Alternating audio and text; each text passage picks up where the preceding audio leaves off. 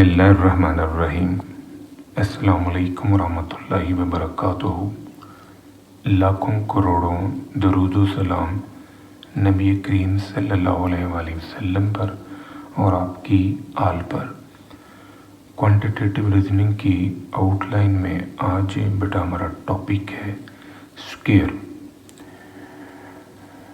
Topic का बाकायदा आगाज़ करने से पहले मैं आपको एक नसीहत करना चाह रहा हूँ कि बेटा जो वक्त है वो बड़ी तेज़ी से गुज़र रहा है।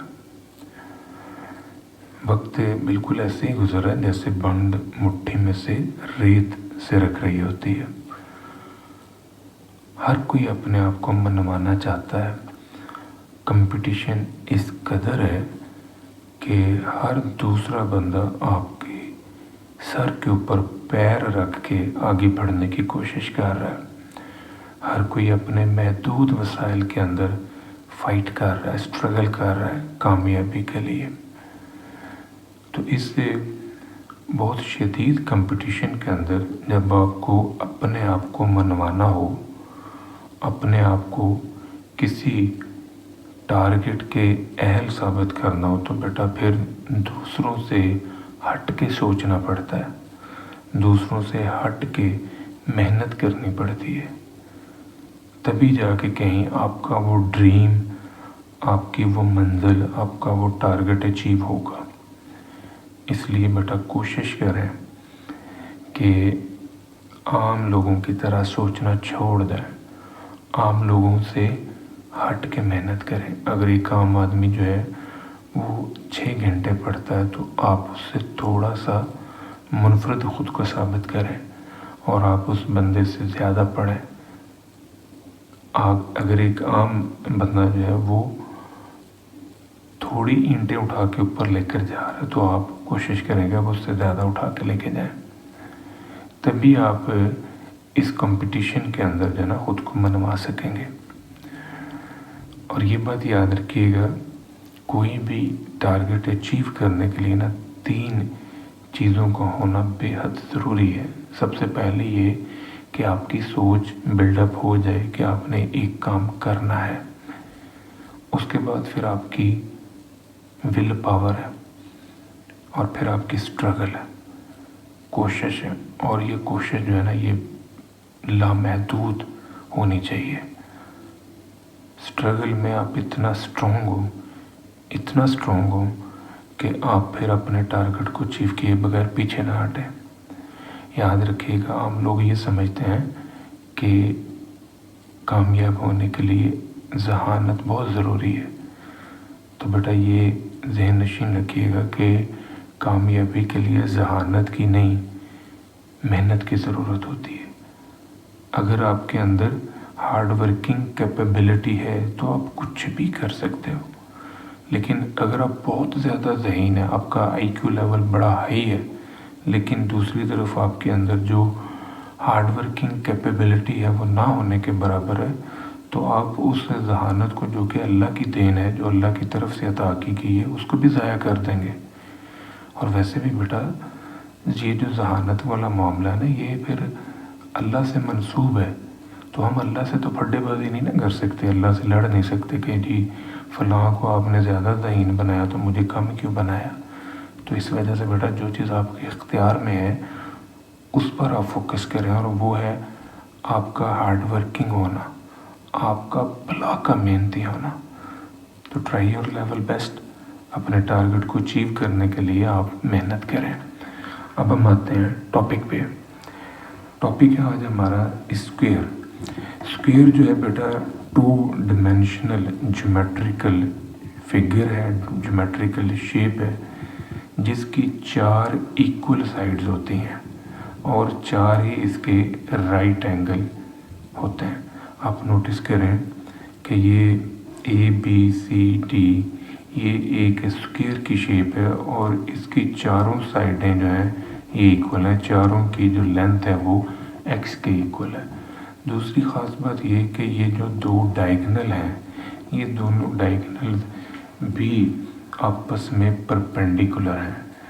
तो हमने इस वीडियो लेक्चर में स्क्वायर का पेरीमीटर, स्क्वायर का एरिया और स्क्वायर से रिलेटेड डिफरेंट न्यूमेरिकल्स को सॉल्व करना है। पेरीमीटर जो है स्क्वायर का मालूम करने के लिए हम लोग चारों साइड्स को सम अप कर लेते हैं। चारों साइड्स को जब हम सम अप करेंगे तो वो हमारे पास स्क्वायर का पेरीमीटर होगा। एरिया ऑफ स्क्वायर मालूम करने के लिए हम दो साइड्स को आपस में मल्टीप्लाई करते हैं। ज़ाहिर है ये इक्वल साइड्स हैं तो x इंटू एक्स से हमें एरिया ऑफ स्क्वायर जो है वो मिल जाता है। दूसरी ख़ास बात ये कि जो वॉल्यूम है स्क्वायर का वो एग्जिस्ट नहीं करता। ये बड़ा इम्पोर्टेंट पॉइंट है, ये आपने जहन में रखना है। स्क्वायर जो है टू डिमेंशनल एक शेप है और टू डिमेंशनल जितनी भी शेप्स हैं उनके वॉल्यूम एग्जिस्ट नहीं करते। हाँ, क्यूब का वॉल्यूम जो है वो एग्जिस्ट करता है। क्यूब एक ऐसी थ्री डिमेंशनल शेप है जिसके अंदर हमें एक से ज़्यादा स्क्वायर्स जो हैं वो नज़र आते हैं। आप ये कह लें कि क्यूब के अंदर जो है वो 6 स्क्वायर्स मौजूद होते हैं। तो क्यूब जो है उसका वॉल्यूम हमें मिलेगा, स्क्वायर का वॉल्यूम नहीं मिलता। तो अगर हम ये 3 डिमेंशनल शेप क्यूब का वॉल्यूम निकालना चाहें तो फिर area of square into x, तो एरिया ऑफ स्क्वायर जो आपने ये निकाला है इसको ही आपने फिर एक्स से ज़रूर देनी है और एक्स जो है ये हाइट को इंडिकेट करता है। तो ये हमारे पास है वॉल्यूम ऑफ क्यूब आ जाएगा। जो स्क्वायर का डायगोनल होता है, डायगोनल की जो इक्वेशन है वो हमारे पास इस फॉर्म में बिल्डअप होगी, √2 इंटू एक्स। एक्स जो है वो साइड ऑफ द स्क्वायर है। अब यहाँ पर आपने बेटा कुछ क्वेश्चन हैं जो सॉल्व करने हैं स्क्वायर से रिलेटेड। सबसे पहला है find the area and perimeter of A square if the side of A square x is equal to 8, x3, x3.5, x5.5 and x4.7। ये डिफरेंट क्वेश्चंस हैं जो स्क्वायर से रिलेटेड है। पहले क्वेश्चन में हमने x जो साइड ऑफ स्क्वायर है उसे 8 लेना है, तो फिर इसी तरह बाकियों को हम खुद सॉल्व करेंगे। तो एक जो है ये मैं आपको करके दे रहा हूँ। यहाँ पर पेरीमीटर जो है स्क्वायर का ये निकालने के लिए चारों साइड्स जो हैं इनको हमने सम अप करना है। चारों साइड्स का समेशन जो है ये हमारे पास आ रहा है 32, तो ये 32 सेंटीमीटर।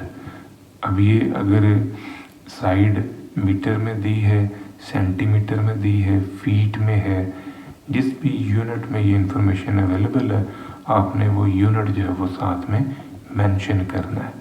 तो एरिया किसी स्क्वायर का मालूम करने के लिए x इंटू एक्स, तो ये x और दूसरे x को जब हम मल्टीप्लाई करेंगे तो फिर इसका जो यूनिट है वो स्क्वायर होगा।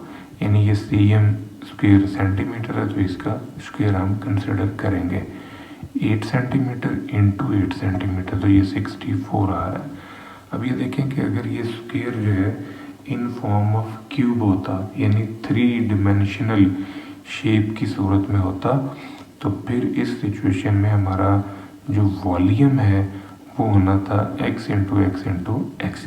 तो यहाँ पर x की आपने कीमत रखनी है और ये याद रखिए कि जितने भी वॉल्यूम्स हैं उनका क्यूब उनका जो यूनिट है वो पावर 3 में होता है, यानी क्यूब में होता है। पेरीमीटर का पावर सिंगल यूनिट में होता है, जो एरिया होता है वो स्क्वायर यूनिट में होता है और जो क्यूब वॉल्यूम होता है वो क्यूब यूनिट में होता है। नेक्स्ट है find the length of side of square ABCD if the length of diagonal is 18 square root metre. अब इस सवाल में हमें जो स्क्वायर है उसके डायगोनल की हाइट दी गई है।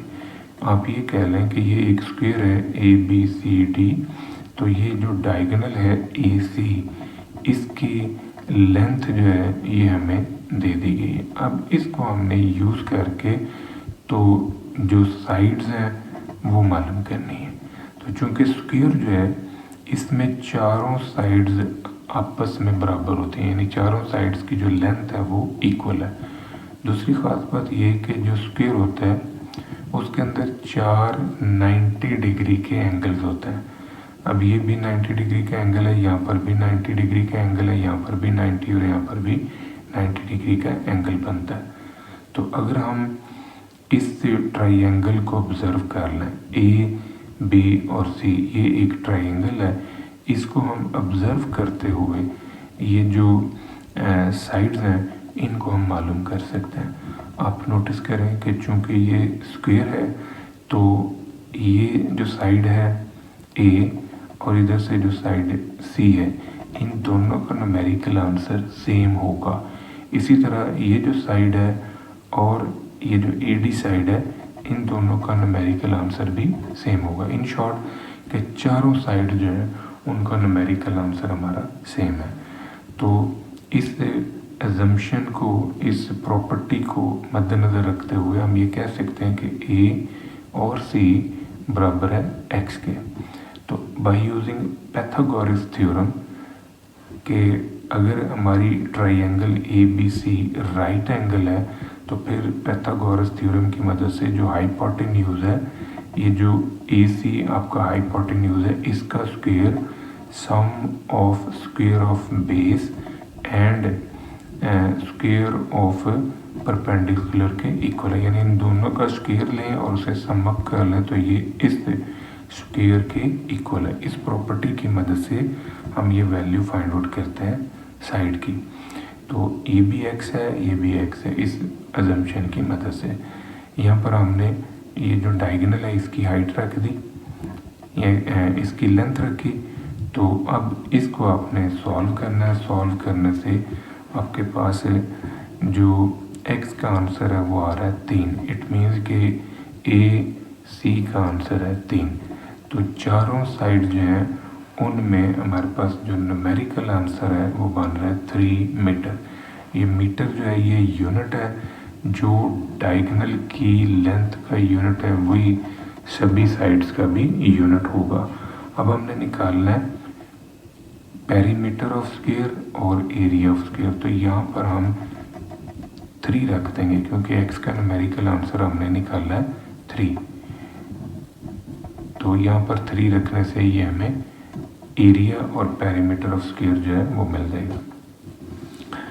अब इसी से रिलेटेड ये 2 क्वेश्चन हैं, ये बेटा आपने खुद करने हैं। सेम क्वेश्चन है, इनको आपने खुद सॉल्व करना है। जो ये वाला क्वेश्चन है यहाँ पर पेरीमीटर आपको दिया गया है। Perimeter of the square given है, length of diagonal, area of circle और लेंथ ऑफ साइड मालूम करना। पेरीमीटर जो है ये 4x के इक्वल होता है। तो 16 इज इक्वल टू 4x लिखेंगे तो यहाँ से x जो है ये हमें मिल जाएगा 4, यानी लेंथ ऑफ साइड होगी 4। तो फिर एरिया ऑफ सर्कल जो है इसको आप फाइंड आउट कर सकते हैं कि x इंटू एक्स है, और फिर लेंथ ऑफ डायगोनल को x अंडर रूट 2 से मालूम किया जा सकता है। नेक्स्ट है यहाँ पर हमने ये मालूम करना है कि इन शेप्स के अंदर कितने स्क्वायर जो हैं वो अवेलेबल हैं। अब जो ये वाली शेप है इसके अंदर टोटल कितने स्क्वायर्स अवेलेबल हैं, इनको मालूम करने के लिए आपने जो रूल्स हैं उनको मद्देनज़र रखना है। अब ये बेसिकली 2 रोज और 2 कॉलम वाली शेप है। इसी तरह अगर 3 रोज और 3 कॉलम होते हैं या 4 रोज और 4 कॉलम होते हैं, इसका मतलब है कि अगर रोज और कॉलम सेम है तो फिर नंबर ऑफ स्क्वायर्स मालूम करने के लिए जो हम टेक्निक यूज़ करते हैं वो आपने समझनी है। सबसे पहले कि ये नोटिस करें कि ये 2x2 का टेबल है। तो 2 का स्क्वायर, फिर 1 का स्क्वायर और फिर आगे 0 का स्क्वायर, यानी आपने एक एक यूनिट कम करते जाना है ताकि आप ज़ीरो तक चले जाएं। या अगर आप ज़ीरो से स्टार्ट ले रहे हैं तो फिर ज़ीरो का स्क्वायर प्लस 1 का स्क्वायर प्लस 2 का स्क्वायर, तो ये आपको टोटल जो स्क्वायर्स हैं उनकी तादाद मालूम करने के लिए अप्लाई करना है। तो नोट करें कि 1 का स्क्वायर और 2 का स्क्वायर 1 यहाँ से मिला और 4 यहाँ से, इन दोनों को सम अप कर लें तो ये 5। इस शेप के अंदर टोटल 5 स्क्वायर्स हैं, 1 2 3 4, और अगर ये दोनों लाइनें ख़त्म कर दी जाए तो एक और स्क्वायर आपको नज़र आ जाएगा, तो ये टोटल 5 है।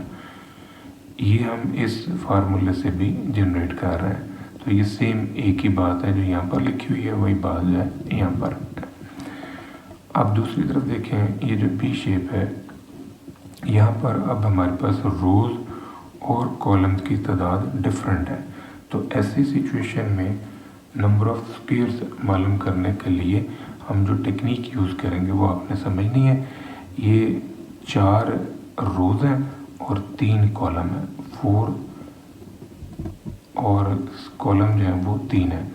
तो 4 क्रॉस 3 12, एक कम करें इधर से, एक कम करें इधर से, तो इनको ज़रब दें 6 आ गया, फिर एक कम करें इधर से, एक इधर से, इनको ज़रब दें 2, एक कम किए इधर से और एक इधर से, तो इनको ज़रब दें 0।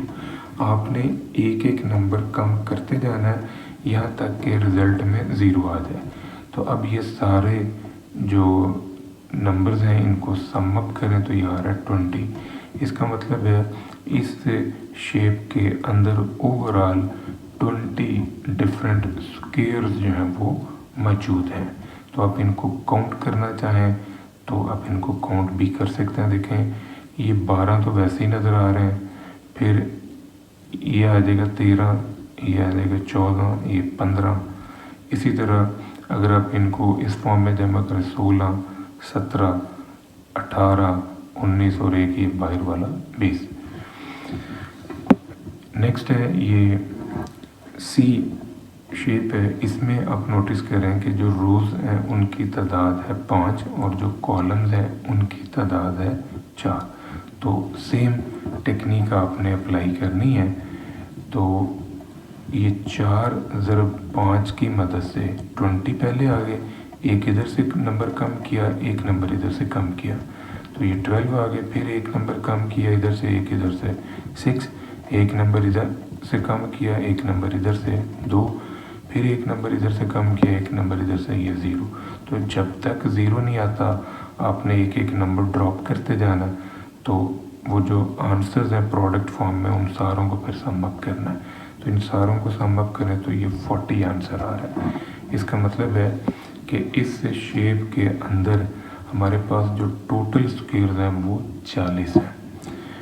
मज़ीद देखें, अब ये वाली शेप है, इसके अंदर हमने ढूंढना है कि टोटल कितने स्क्वायर्स आ रहे हैं। तो इसकी जो लॉजिक है ये आप बेटा यहाँ पर सीख के आए हो। याद रखनी है कि जब ये क्रॉस नज़र आता है, जहाँ पर ये क्रॉस होता है वहाँ 5 स्क्वायर्स होता है, यानी ये क्रॉस जहाँ भी नज़र आ रहा है जिस शेप में भी उसके अंदर टोटल 5 स्क्वायर्स हैं। 1 2 3 4 और इन क्रॉस को ख़त्म करें तो एक बाहर वाला 5। इस कॉन्सेप्ट की मदद से आपने इसके नंबर ऑफ स्क्वायर्स को ढूंढना है। एक क्रॉस आपको ये नज़र आ रहा है, इसका मतलब है ये वाला जो क्रॉस है इसके तो हो गए टोटल 5। एक क्रॉस फिर आपको ये नज़र आ रहा है तो 5 हो गए इसके, और एक ये साइड पर सेपरेट आपको स्क्वायर बना हुआ नज़र आ रहा है तो एक ही हो गया। इसका मतलब है 5 ये जो बाहर वाली बाउंड्री है इसकी कटिंग से, 5 ये जो अंदर स्क्वायर एक बना हुआ है इसकी बाउंड्री से, और एक ये वाला जो है, तो ये टोटल है 11। इन शॉर्ट कि आपके पास जो टोटल स्क्वायर पहले क्रॉस पे हैं वो 5 और एक ये मिला लें तो ये हो गए 6। फिर ये जो अंदर बॉक्स बना हुआ है इसके अंदर भी क्रॉस नज़र आ रहा है तो 5 यहाँ से मिलेंगे, टोटल हो जाएंगे 11। अब इसी तरह आपने इस शेप के अंदर जो स्क्वायर्स हैं वो ढूंढने हैं। सेम कॉन्सेप्ट अप्लाई करना है कि अगर आपको एक क्रॉस पूरा नज़र आ रहा है तो वहाँ पर आपको 5 स्क्वायर्स जो है वो नज़र आता है। तो पहले आपने इस क्रॉस को देखना है, ये जो बड़े बॉक्स के क्रॉस है, तो यहाँ पर आपके पास 5 स्क्वायर जो है ना वो इससे मिलेंगे, फिर 5 ही स्क्वायर जो है वो आपको इस वाले से मिलेंगे क्योंकि यहाँ पर भी क्रॉस नज़र आ रहा है, फिर 5 ही आपको ये जो इंटरनल है इससे मिलेंगे क्योंकि यहाँ पर भी आपको एक क्रॉस पूरा नज़र आ रहा है। तो ये जो सिंबल है, ये सिंबल अगर आपको नज़र आ जाए तो फिर वहाँ पर 5 स्क्वायर हैं। आप ये समझ लें कि ये क्रॉस है, आप ये समझ लें कि ये प्लस का सिंबल है, मतलब जहाँ ये हुआ 5 स्क्वायर जो है वहाँ पर नज़र आएंगे। तो इन तीनों को जमा करके देखें तो ये आपके पास टोटल जो है ये 15 बन रहे हैं। ये था बेटा आज का हमारा लेक्चर। दुआ में याद रखिएगा। इंशाल्लाह अगली वीडियो के साथ फिर हाजिर होंगे। फ़ी अमान अल्लाह।